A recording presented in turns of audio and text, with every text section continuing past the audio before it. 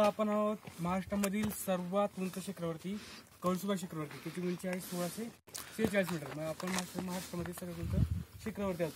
तर याच्यावरून आपल्याला बाजूला पाठीमागे 3 किल्ले दिसतात. ही जी रांग आहे, सह्याद्रीची रांग, कळसुबाई रांग बोलतो त्याला. तर पाठीमागे इकडे आहे अलंग, मदन आणि पुलम. तर शेवटला आपण जर बघितलं मोठे पठार दिसतो आपल्याला बघा. तिथे एकदम कडेला त्या शिरेच्या थोडंसं अशी पायऱ्या वाटत झाला, थोडं पायऱ्यासारखं आहे. तिथून तो रस्त्यावरती कुलंगवरती जातो. शेवटचा दिसतो तो कुलंग, त्याच्या अलीकडे छोटा दिसतो तो मदन, आणि इकडचा पाठीमागे जो मागचा जो पठार दिसतोय तो आहे अलंग. तर अलंगपर्यंत जायला खालून 2 वाटे आहेत. एक आंबेवाडी मार्गे मागे जे गाव दिसते ते आंबेवाडी, आणि इकडे पाठीमागे आहे सांब्रत. सांब्रत वरून पण तिकडे आपण अलंग मदनला जाऊ शकतो, आणि आंबेवाडी मार्गे पण तिकडे आपण अलंग मदनला जाऊ शकतो. तर अलंगपर्यंत जायला 3 तास लागतात, आणि पूर्ण जर ट्रेक करत असले तर 2 दिवस लागतात. पहिल्या दिवशी आपण अलंग करायचा. अलंग बघून मदनवरती मुक्कामी राहतो. अलंगवरती पाण्याच्या 11 टाक्या आहेत. राहण्यासाठी गुहा आहे.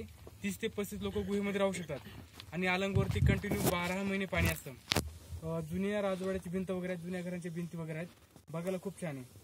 आणि त्याच्या बाजूला मागच्या साईडला इकडनं जर आंबेवाडी मार्गे आपण जर वरती चढलो तर तिकडनं रॅपलिंग पण करावं लागते आणि क्लॅम्पिंग पण करावी लागते. आणि सांब्रत मार्गे जर आपण चढलो तर तिकडनं रॅपलिंगची गरज वगैरे पडत नाही, पायवाटेवरती जायला. आणि तिकडे गणेश दरवाजे, खूप छान असं दरवाजे, तो इंग्रजांनी तेव्हाच बंद केलाय.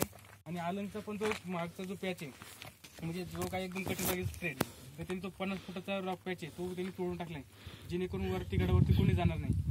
आणि त्याच्या पुढे जो मदन आहे, मदनवरचा पण तो एक पॅच आहे, तो पण ब्रिटिशांनी तोडलाय. जाताना तो थोडा थ्रिल आहे, ॲडव्हेंचर आहे. ते जमिनीचा जो आपला खडकाचा एकदम सपाट भाग आहे तो, त्या सपाट भागामध्ये ते पायऱ्या वगैरे कोरलेल्या आहेत. एका साईडला भिंत आणि एका साईडला सपोर्ट वगैरे काही नाही. ज्यांना ॲडव्हेंचर करत असेल, साहस काहीतरी एखादा किल्ला वगैरे करत असेल तर तुम्ही अलंग, मदन आणि कुलंग करू शकता.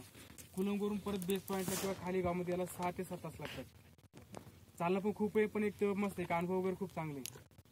आणि ते जर आपण किल्ले केले तर आपला एक कॉन्फिडन्स वाढतो की आपण महाराष्ट्रामधील जवळजवळ सगळे किल्ले आपण करू शकतो. ते आहे. त्याच्या पुढे इथं आहे घाटघर आहे ते समोर. तर घाटघरमध्ये एक जलविद्युत प्रकल्प तिथं आहे. तर पंपेश्वर नावाचा आशिया खंडामधला खूप मोठा प्रोजेक्ट आहे तो. वरून घाटघरवरून जो आपला म्हणजे सह्याद्रीचा जो कडे उंच, तर घाटघर जे उर्दू धरण आहे त्या धरणामधून खाली पाणी सोडतात बोगद्यामधून, आणि ते खाली पाणी त्या टर्बाईन्सने वीज निर्मिती करतात. आणि परत त्या टर्बाईनचा मोटर म्हणून वापर करतात, आणि तेच पाणी परत दिवसवरती घेतात. पाणी खाली वाया जाऊन देत नाही, ते परत रिटर्न करतात. थोडासा पुढे गेला तिथे ती बिल्डिंग वगैरे दिसते. तिथे ती शाळेत घाटघर आश्रमशाळा, आणि त्या शाळेच्या आश्रमशाळा तिच्या शेजारी तिथेच मी राहतो. आणि तिथून पुढे 2 किलोमीटरवरती आपला सांब्रत गाव आहे. तिथे सांदन व्हॅली, आशिया खंडामध्ये 2 नंबरची व्हॅली सांदन व्हॅली. ती पण बघायला खूप छान पद्धती अशी एक दरी आहे. साधारण ती 1 किलोमीटर आहे, बघण्यासारखी 1 किलोमीटर आहे. पण तिचा दरीचा जर पूर्ण जर आनंद घ्यायचा असेल तर तिला 1 दिवस कम्प्लीट लागतो. पूर्ण एक स्ट्रेट आपण एक बघितले, खाली उतरून जावं लागतं. खाली उतरल्यानंतर 3 वेळेस रॅपलिंग करावं लागते आपल्याला. पण तो एक अनुभव खूप मोठमोठे दगडांच्या वरून, दगडांच्या आतमधून, ते एक अनुभव खूप वेगळा आहे. म्हणजे आपण जे किल्ले करतो ते मातीमधून असतात, वरती चढावं लागतं. पण सांदन व्हॅली जो असा ट्रेक आहे पूर्ण एकदम दगडामधूनच आहे. आणि त्याच्यानंतर ती व्हॅली पण खूप छान पद्धती. तिच्या बाजूलाच म्हणजे आपला रतनगड लागतो. तर रतनगड जर ज्या लोकांना समजा एवढ्या परिसरामध्ये किल्ल्याचा थोडा अनुभव वगैरे घ्यायचा असेल, बुरुज पाहिजे, दरवाजे वगैरे पाहिजे, चांगले पाण्याचे टाके वगैरे पाहिजेत, घराच्या थोड्या भिंती वगैरे पाहिजेत, तर रतनगड एकदम बेस्ट आहे लोकांना किल्ला बघण्यासाठी. खूप छान पद्धती आहे. तर सांब्रतवरून पण जात येतं आणि रतनवाडी मार्गे पण जात येतं. तिथे पण 14 ठिकाणी आहेत बघायला रतनगडावरती. त्र्यंबकेश्वर मंदिर आहे, ते 1200 वर्षापूर्वीचं हिमटपंथी मंदिर आहे. तीर्थ आहे, गणेश दरवाजा आहे, त्र्यंबक दरवाजा आहे, पाण्याचे टाके आहेत, गुफा आहे.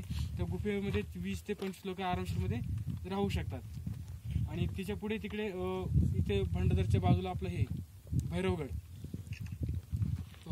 ते इकडे शिरपजेला, तो पण एक छोटासा किल्ला आहे. ज्यांना ट्रेकचा थोडा त्रास वगैरे होत असेल तर 1 तासामध्ये आपण तो किल्ला वगैरे करू शकतो.